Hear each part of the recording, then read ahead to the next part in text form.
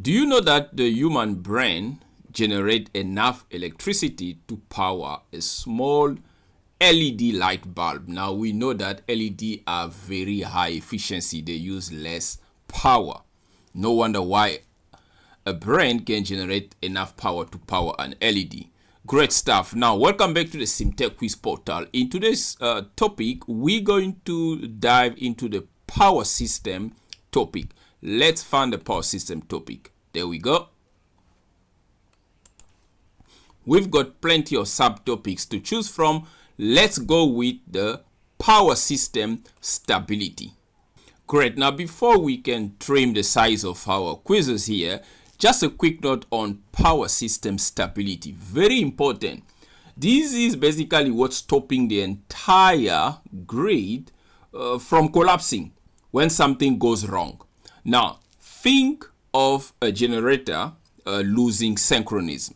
Now, on the latest tutorial on the CMTEQ channel, we demonstrated a synchronous machine basically going into instability just on a load change. Now, 20% load change, the synchronism was almost out of control. The speed of the synchronous machine took a dive before recovering after a couple of seconds. That is the essence itself of power system stability. Very important.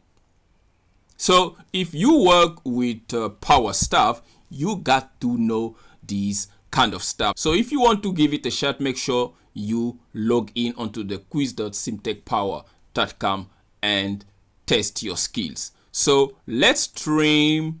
We're going to go, let's just go for beginners, and we select about 6 questions, but we're just going to do a few of them. So allow the quiz page to load. Question 1. Which of the following is a common effect of harmonic distortion on power transformers?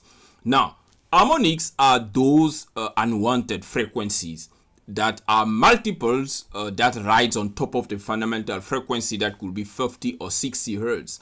Okay, so they come from variables, frequency drive, nonlinear loads, power supplies, right? Switch mode power supplies and rectifiers. So the transformers is basically often the first component in a power system network to fill that pen. Okay, so think about what happens when you force a transformer to handle frequencies much higher than it was designed for. So what will happen? So that's basically the question that's asked here. Will it overheat, reduction in voltage level, decrease in reactive power, or increase in efficiency?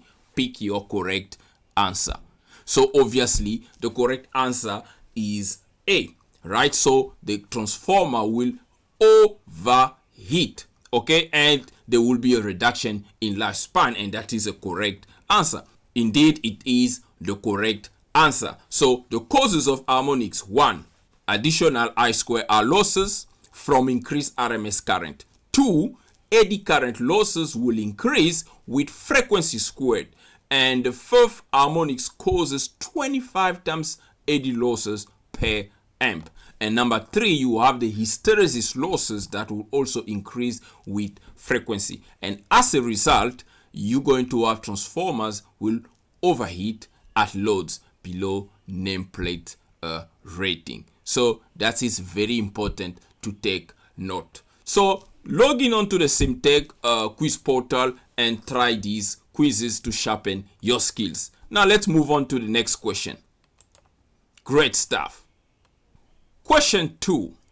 What is the primary cause of harmonic distortion in power distribution system? We are talking about power system stability. Is it balanced 3-phase loads, inductive loads like transformers, linear loads such as resistors and capacitors, or non-linear loads like variable frequency drives?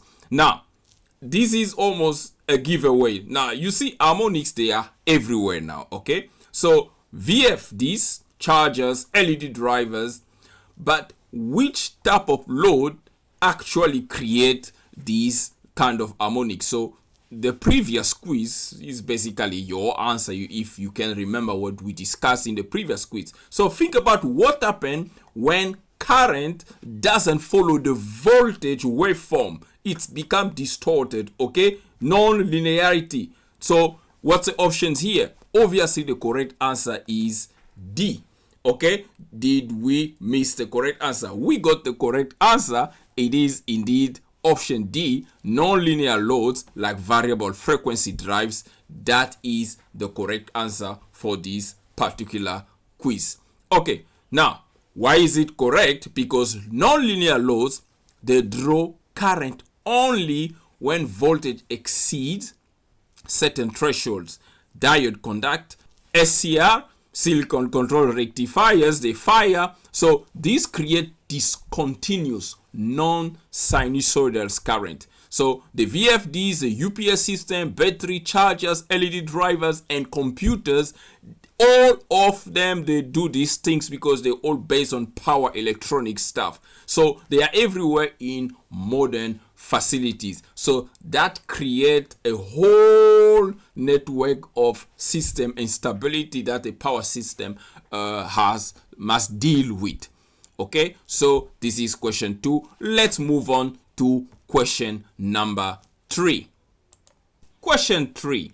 Which type of analysis in PowerFactory DIgSILENT is used to calculate voltage, current, power flows, right, and losses in an electrical network?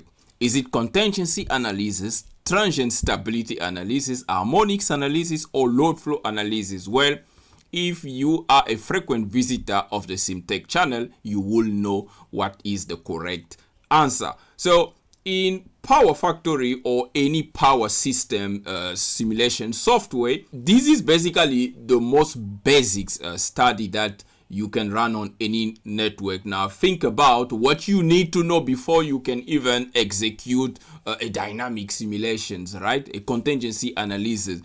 Obviously, you need your steady state conditions, and that only obtained via load flow analysis, and that is exactly the correct answer. Load flow analysis, which is also known as power flow studies, it solves the bus voltages, line currents, real and reactive power flows across your entire network. And it also computes the system losses at steady state. Now, everything else that you do, whether it's contingency analysis, transient stability, harmonics, distortion, or dynamic RMS or fault injections, or whatever analysis you're going to do, all of them, they build from a power flow or load flow analysis. For example, the first option that we were presented here, contingency analysis. Now, these actually rely on load flow result to check whether you use N1 conditions or N2 conditions. Option B, the stability analysis, the transient stability analysis. Now, look, we've talked about the rotor angles after the fault. So after running your steady state analysis with the load flow analysis, the contingency stability is going to use that as a reference point. And then you've got your option C, your harmonics analysis. These again deals with the distortion, and how will it measure distortion? By comparing it with the result when things are running normal. Basically your steady state data after running a load flow analysis. So we're going to stop this here for now. So please log on to the quiz, the cmtechpower.com, create your account and start going in through some of these quizzes. I'm going to go ahead and exit. We've done 3 quizzes and we've gotten 40 XP. Okay, and if we go out of here, we can check ourselves on the leaderboard and we can see that we are number 1 on the leaderboard. Please go ahead and create your account and start testing your skills. We've got everything here from embedded physics, measurement technology, digital electronics, programming, signals and systems, you named it, everything is here, and the software is under constant update. We will be adding more features to make it seamless navigation. Until next time, stay tuned onto CMTEQ channel. Cheers.